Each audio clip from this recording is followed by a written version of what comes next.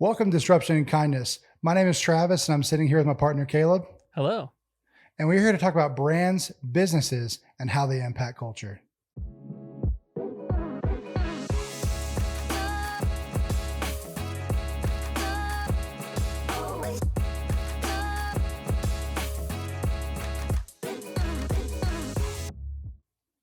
What's up, dude? Dude, there is a lot that's going down right now out in Man. the Twitterverse, or should I say the Xverse. This episode was supposed to be a lot more tactical, and then the news broke yesterday about what we're about to talk about, and I needed to just completely change gears on it because it's just such an interesting conversation. What we're talking about today, ladies and gentlemen, is one of the most abrupt dismantlings of a established brand that I've ever seen. Elon Musk has changed Twitter to X. Yep. It's wild. He sure did. I think that you have such a heavy investment. There's a lot of questions and a lot of swirling, right? Because it happened at like 11 o'clock at night. You just see him saying, hey, we're doing this. And I think that is the Elon Musk way.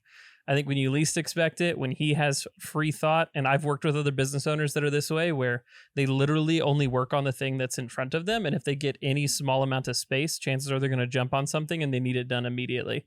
But I'm pretty sure his president that he just hired was asleep, and he just decided to send out a tweet saying, hey, we're changing to X. And if you have a new logo that you want, and you can design a new logo and put it in here, it may be the logo that we choose. I mean, he crowdsourced everything, and people were just confused. Like, is this real? I've known Twitter for being Twitter for so long. They're called tweets. There's an entire culture and language around them. What do you mean it's going to become X? And so, yeah, overnight, Twitter has now become X, and it is slowly but surely being like propagated through their entire ecosystem. If you go to x.com, it'll redirect right now. If you go to Twitter on your actual desktop computer, you'll see an X logo that's there. It changed very quickly. And yeah, Elon has some thoughts that he's brought to the table about why. But I think it's definitely worth having a big discussion, because this is a pretty major investment. Billions and billions and billions of dollars went into purchase of Twitter, just for, a brief couple months later to have it actually completely changed to something else called X. Totally. So I know we're talking about this idea of like we were talking about it a bit yesterday, but about his new president and like what it's got to be like this current CEO of Twitter and working with a guy like Elon. Like, was this like an abrupt thing? Because he just kind of haphazardly brought this up that he was rebranding like a couple of nights ago, right? Mm-hmm. Yeah, and I think it was in the middle of the night that he did it. And again, I can't speak to conversations that him and Linda have been having on the side, but I do know that there was no news out from her before this point, and then the morning after, she had a really nice PR immaculate tweet, or X, or whatever they're going to start calling them now, that went out that kind of detailed out that they want X to be the everything platform. So Twitter was just about tweeting. X, and Elon's vision for Twitter is now going to be like podcasting, full videos. You can now upload, it's not just 144 characters anymore. You can upload several hour-long videos, several hour-long podcasts. People are joking and memeing and posting entire NFL games and getting their accounts banned because they're just throwing up in it. They're like, screw it, an entire NFL game. They just upload it and post it. And they're getting flagged by community standards and stuff for clearly copyright infringement. But they want it to be an everything platform. They're talking about banking on it. They're talking about like social media interaction where you're handling transactions through it. Like, there's a bunch of stuff that he's trying to create a TikTok competitor, Spotify competitor. And so I think that Twitter, from his perspective, probably outgrew the name and people's interactions with it. It probably was outgrown by his vision that he has for where he's trying to take this platform. Sure. Super disruptive though. Absolutely. So, he rolls out this big announcement overnight, and I don't know. In my experience with rebranding companies and digital assets, you usually have everything kind of ready to switch over before you pull the trigger on it. Mm-hmm. And as I've been interacting with Twitter, I've just kind of noticed that like even just aspects of the UI are just kind of changing like slowly, and so like things are still being called tweets. like the bird was still being used on some stuff, and then like now they're slowly starting to just change it bit by bit. And so it makes me really wonder just like how improvised this was, or this was like maybe like not as planned out, you know. Yep. um, what are some of the ways that the platform itself has changed since the announcement? Yeah, I mean, you have the logo. You have, like, if you go and access it on Twitter, the logo internally inside of the app is the X icon. But in the App Store and currently on your iPhone, it's still the Twitter app and it's still called Twitter because the App Store doesn't turn on a dime, you know? And most of the time, if you're going to resubmit an app, especially to rename it and stuff, there's a bunch of hoops that you have to jump through when you resubmit an application to the App Store to have it actually changed. And again, this is something that probably is going to take them months to actually accomplish and land. And so I think it's the strongest indication that this was just something that he flat out was like, now. And then his team is just working on as quickly as they can, finding any and every mention of a tweet, any and every mention of Twitter, and trying to change it. And man, there's some other areas that you can see it is all of Elon's employees used to have the little Twitter icon next to their name inside of their Twitter account, showing that they work there. And now it's a little X, you know, that's there. So I think that there's the stuff that's easy to change is changed, but there's a lot of instances that are creating some confusion for users where they're like, I see an X, but this still says Twitter, this still says tweets. And so I think that they're definitely playing catch up, and this is not as smooth of a rollout as I would expect to see from a company that's as big and as expensive as Twitter, for sure. Yeah, it just doesn't feel as planned out. But you know, I think the only people that are really, well, maybe not, we're not the only ones noticing this kind of stuff. Like maybe lots of people are just kind of watching this slow roll out and are kind of confused as to like, do they know what they're doing? Was this haphazard? Like, does this platform have a future? You know, Mhm. like, you know, there's so much like art going around about like the Twitter bird being dead, and Yep. they're using like the new X logo as like the X for like the dead eye of the bird. And you know, there's a lot of people that are speculating that this is the beginning of the end for Twitter. And you know, people have said that plenty of times before, but Mhm. I think that Twitter just had so much brand equity.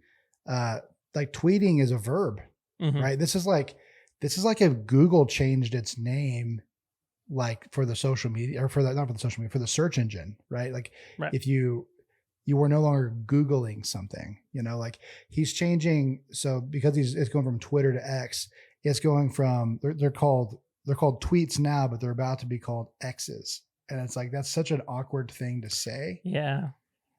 you know? Not a fan of the X's. And I think that they're still trying to. You have a bunch of people memeing on it, but what's interesting is I think that the community, given the constraints, I think that the best idea will probably rise to the surface. And anytime that you do branding, and we say this all the time, you don't own your brand. Elon can inform the brand, he can call it X, but to be honest, it's up to the people that are actually the community members inside of it that are going to determine whether that terminology gets adopted or not. It could be called X. And I've seen this in so many circles, even outside of technology, where there are sports stadiums that the naming rights get purchased and rebought, and people will refuse to even call it the thing, and they'll just keep calling it the same name. They will always refer to it as the same name.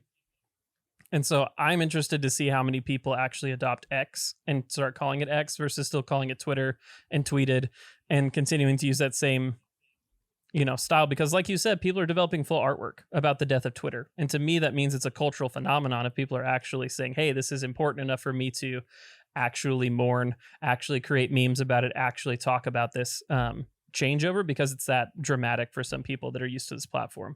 And if rebrands do anything, they create a lot of momentum. They create a lot of potential excitement. They create a lot of buzz. When anytime a company gets a rebrand happening, it's a really big shot in the arm for people to have a conversation about your company. And so I think that that part of it's successful. Twitter and X is in the top of the conversation across the board, but I think that the communication around it is so varied, from people that love it to people that completely hate it to people that think it's the end to people that think it'll be the smartest brand move. Like in 5 years, we'll call it the smartest brand move that ever happened, is what I've seen as well. So I think it's creating a lot of buzz around this move. And could it have been smoother? Yes. Could Elon have done a little bit more due diligence on the front end to make it appear like that this was intentional and not just a random whim that happened. I think he broke Right. this news while he was playing Diablo 4 in a Twitter space. He just jumped into a Twitter space, was playing Diablo 4 and was like, "You know what? We're renaming to X." And all the people in the Twitter space were like, "Whoa, what do you mean? Are you being serious? Like when?" Yeah. And so that's his breaking news. And again, I'm positive Linda was asleep at that point. And I can't imagine waking up and just having to pivot and having to PR and having to try and prove intentionality. Because I think that there's a big difference between, I think what it communicates is instability to me. And granted, instability can be groundbreaking, it can be innovative. Anytime you're a part of something innovative, there's going to be a measure of instability that happens with it. And that can definitely cause excitement for people that are along for that ride. But for people that prefer a lot more stability, for things to not be moved around, for things to have like an actual measured approach, to be honest, advertisers really like stability. They like things to have rhyme, to reason. Within 6 months, they don't want there to be major pivots and changes to where they're 6 months into an advertising campaign and now this company doesn't even look the same and now they're in trouble and having to pull out. Like they like security and stability. So I think Right. that there's a lot that Elon's doing right now that is causing a lot of commotion, a lot of disruption. And I think that it is yet to be determined whether it's majorly beneficial for his investment in Twitter or X now, or Mm. like, is it going to pay off? I think that's a big question that I'm waiting to see right now. Well, I mean, we've seen other social media platforms like rebrand in the past, like when Musically became TikTok. You know, Sure. that was a big one. But TikTok's not a is TikTok really a verb like Twitter is? It's just like I just don't know if it's. I'm not saying it's not. I'm not saying TikTok's not culturally relevant. I think TikTok's actually probably more culturally relevant. I just don't know if it's like really crept its way into our language the same way Twitter has. Yeah. And I don't definitely Musically hadn't. And I think that's the issue, right? Musically was Right. able to be rebranded easily because it wasn't, it was there, but TikTok Sure. is clearly exponentially more of a phenomena than Musically was. So I think it's very different than taking something that you've invested in. There's a lot of questions that I think are legitimate right now about if this was your plan all along, why did you need to buy Twitter in the first place? Couldn't you have just gone and made X and that'd have been a lot cheaper for you if you were spending even $5 billion into investing in your own social media, calling it X from the start? Why did you need to buy Twitter is a good question. Yeah, I think that's really interesting because I feel like the brand equity is one of the most valuable parts of the company, which either it's a miscalculation because no one's perfect. Like Right. everyone wants to act like Elon Musk is like God's gift to business. And look, he's exponentially more successful than I will ever be. Right. He knows more about business. He's doing all kinds of good stuff, but like, it could be a miscalculation on his end. The other thing I've seen floating around, which I think is a really interesting um, thought, is that he needed that historical data to help with Neuralink projects. Hmm. Which, who knows, But I think that there's a lot of value in having like all that historical data, all those old tweets, all that language being used on the platform. Hmm. Um, so I think he could have started a new platform, and I think that with the way that he's kind of become politicized, I think he could have built a moderately successful social media platform. But I think that buying Twitter gave him a running start, Yep. But I don't know. So, what is?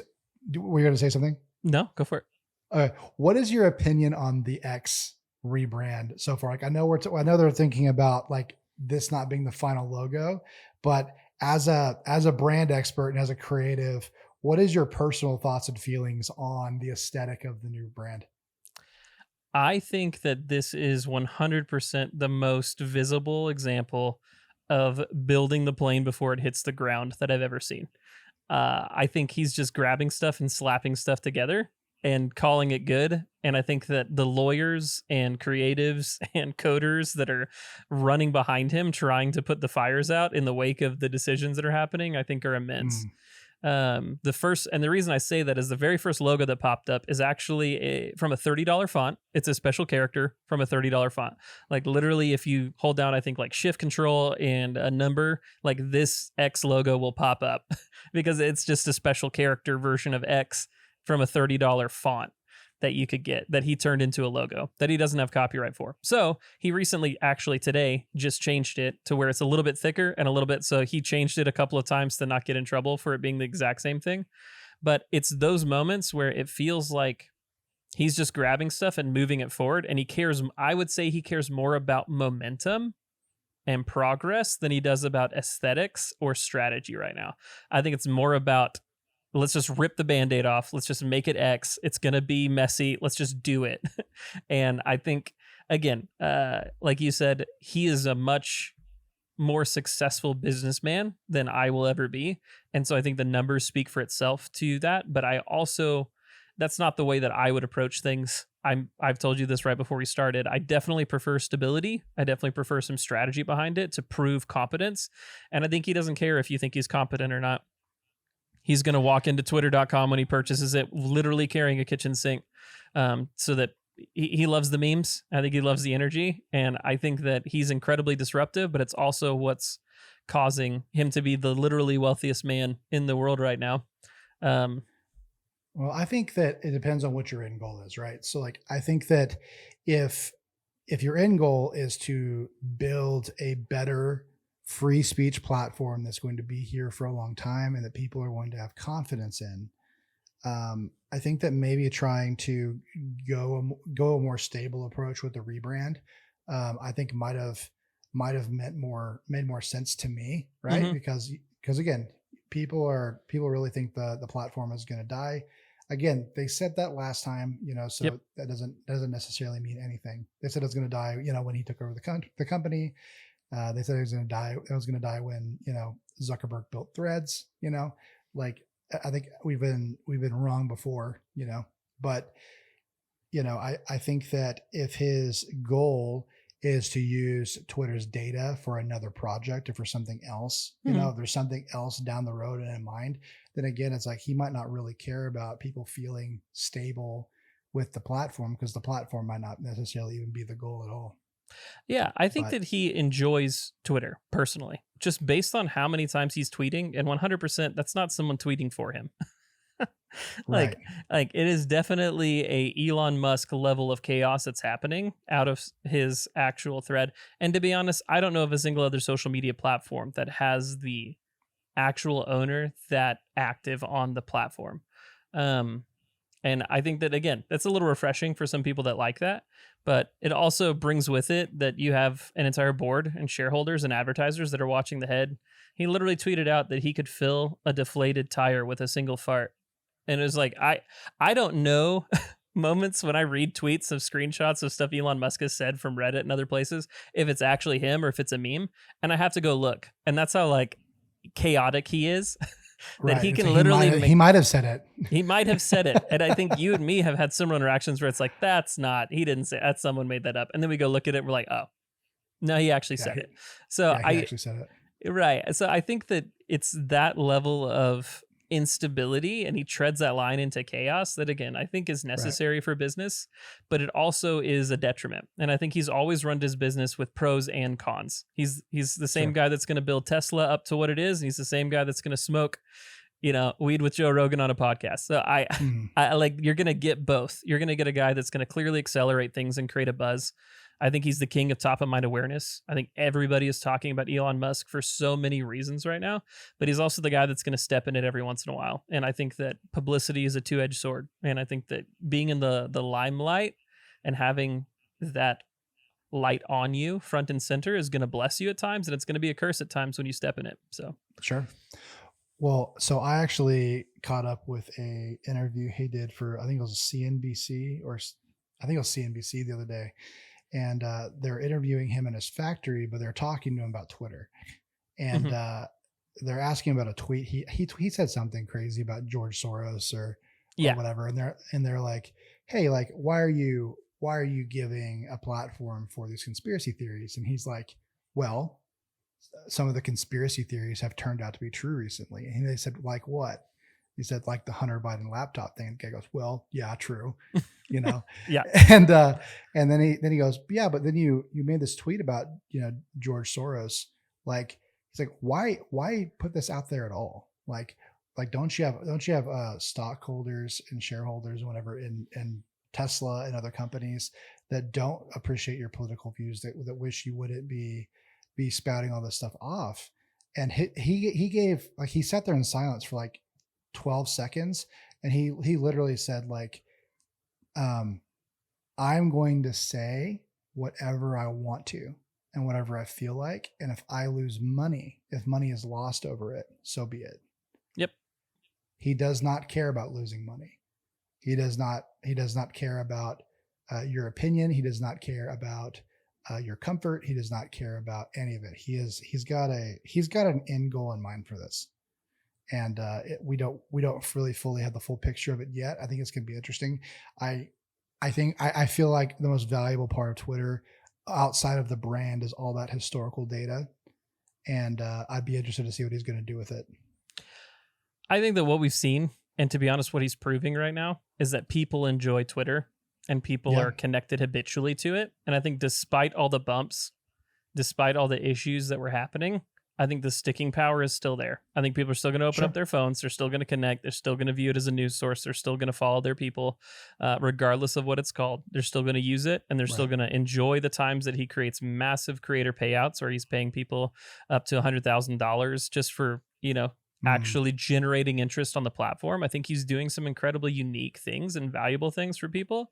And yet at the same time, I think God help Linda in her role because I feel like she's been given the hardest issue of trying to paint a picture of stability and sense and a vision through line with his actions, that it's going to be a really hard plane to land with the amount of turbulence that Elon Musk is kicking up every single day.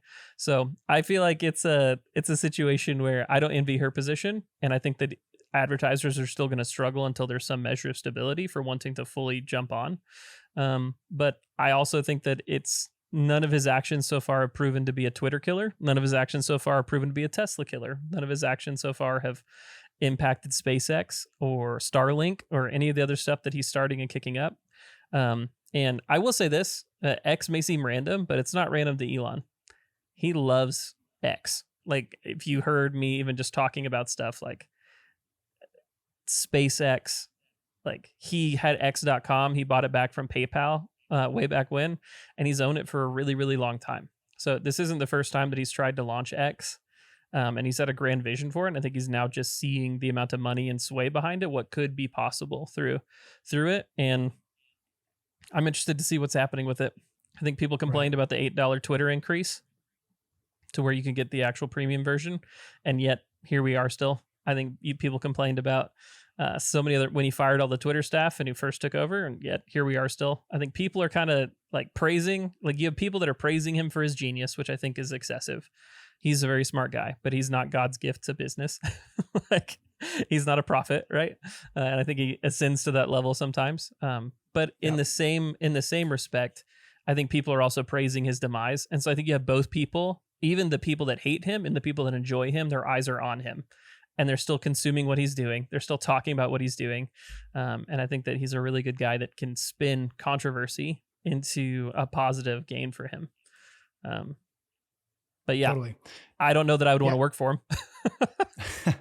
I think it was in Oppenheimer the other day. We went to go see it, where they said, like, a prophet can't be wrong, not even once. You know, like, the guy's not infallible. But we've talked about Twitter as a community. We've talked about Twitter as a brand. We've kind of like touched on Elon a bit, but I would like to talk a little more also about Twitter as a product overall, because, we can talk about the Elon Musk narrative politically all day, but I think that there's been more innovation at Twitter within the last year than there's been in the last 10. Yep, I agree.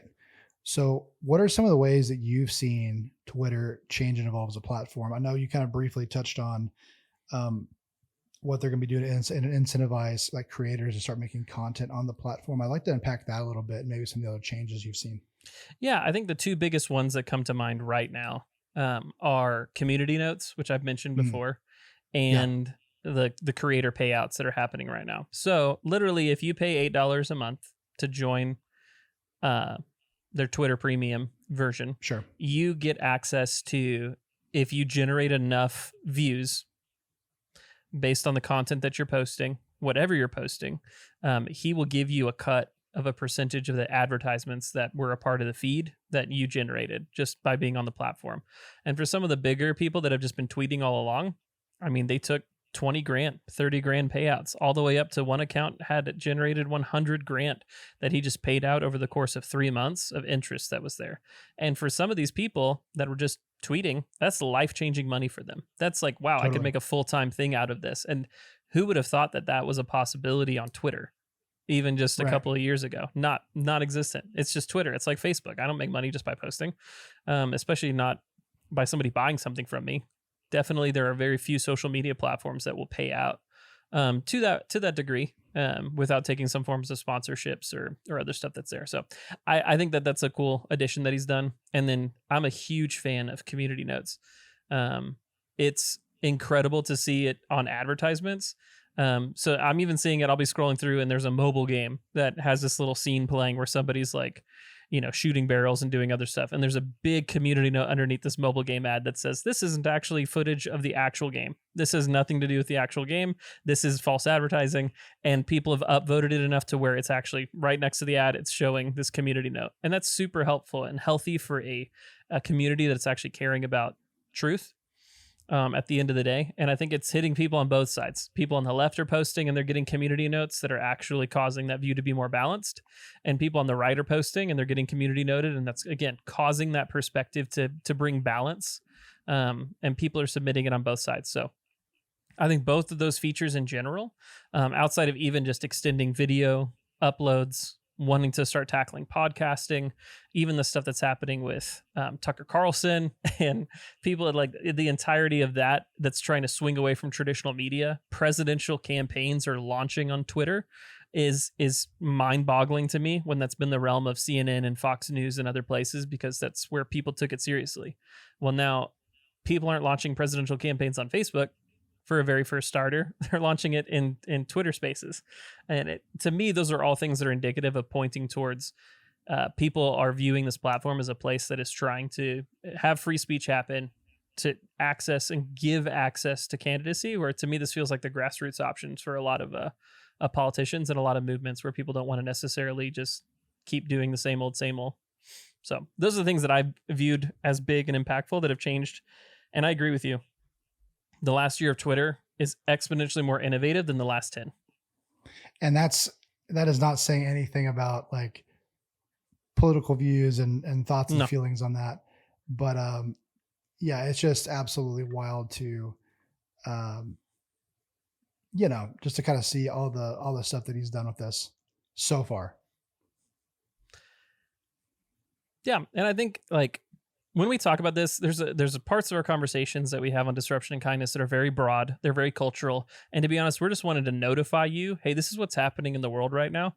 And what I would love to do is also take that and bring it down a little bit more microscopic. And actually, the business owners that we deal with, our bread and butter at Monsoon, there are a lot of small business owners. There are a lot of startups. The kind of questions that we get all the time are, where should I advertise?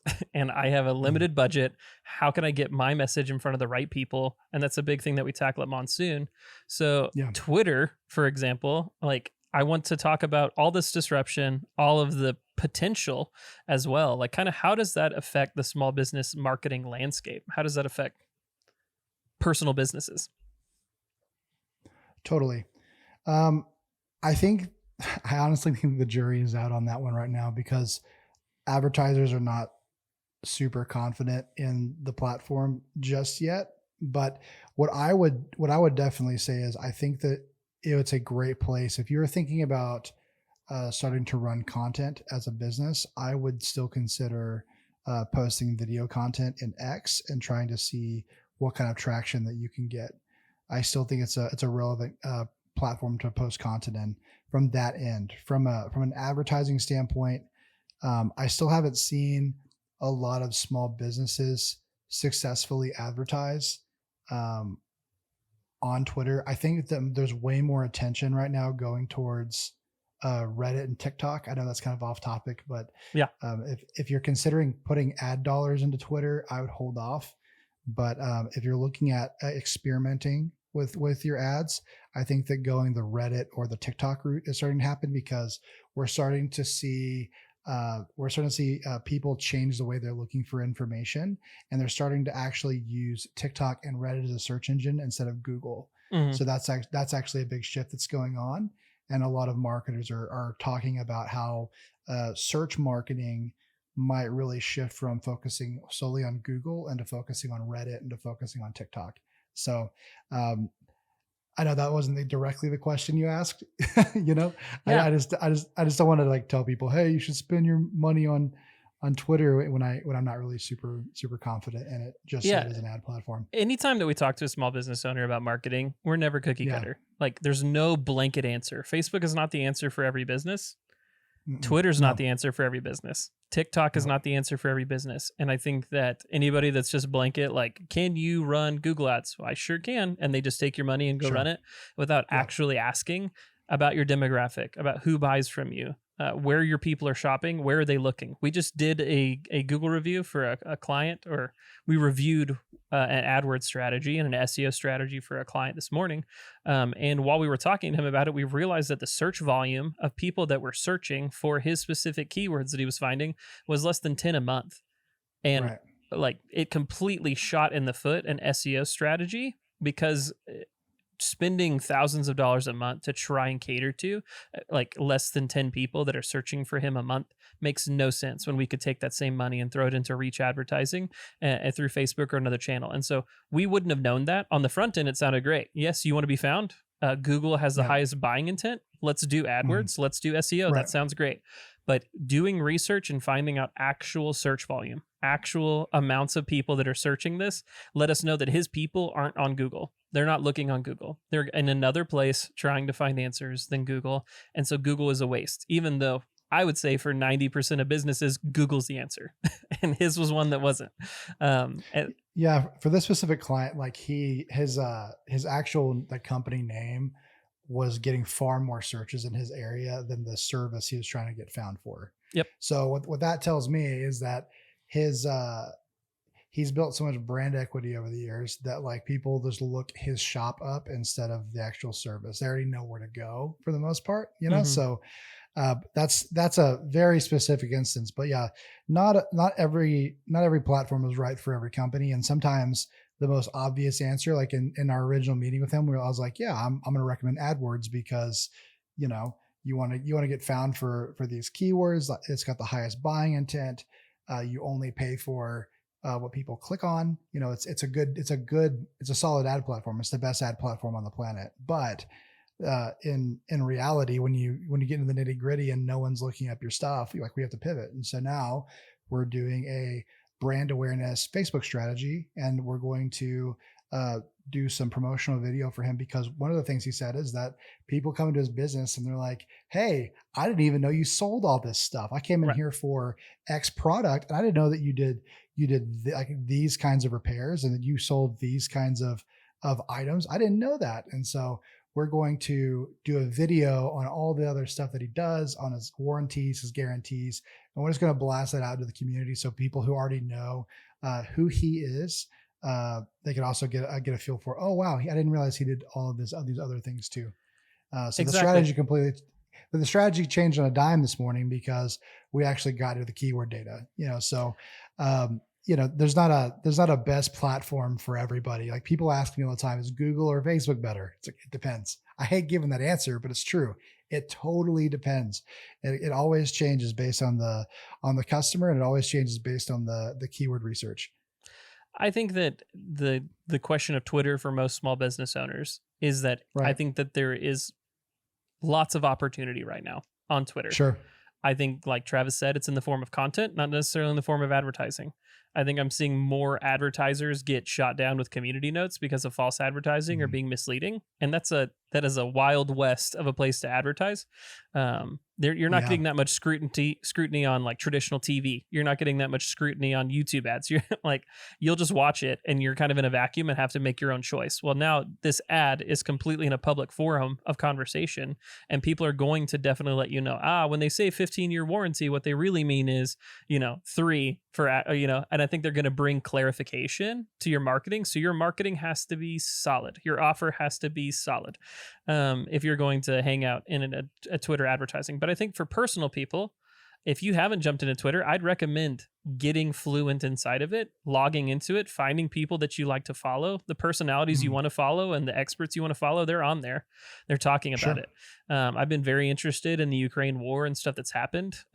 Just throughout it. And to be honest, a lot of what I've kept up with has been through accounts that are boots on the ground, getting direct upload information out. It's the first time we've seen a war that has given that immediate access. And I think Twitter is so good at something happens on the other side of the world and someone with a phone uploads it and posts it. It begins to trend as people share it. And you get to see firsthand accounts that aren't filtered through the lens of someone else's narrative. And I think that that's really beneficial to stay educated on the things that you want to be educated about. But for the normal business owner, I think if you're creative, you have a hobby, and you want to do content creation, I think that Twitter is a great place for you to actually make money. If you can get views and stuff, like clearly he's paying out for people that are there. So I think there's a lot of opportunity, but whether it's the right fit or not, at least jump into it and kind of see what it's about so that if the advertising situation changes positively and when we begin to like recommend that as a good viable strategy, I think that you're aware. Totally. Totally. Well, if you've enjoyed this episode, we would love for you to share it with a friend. And please give us a subscribe and follow us on Disruption and Kindness's Facebook page or at our agency page at Monsoon. And we will get back to you next week with episode 18 of Disruption and Kindness. See you guys.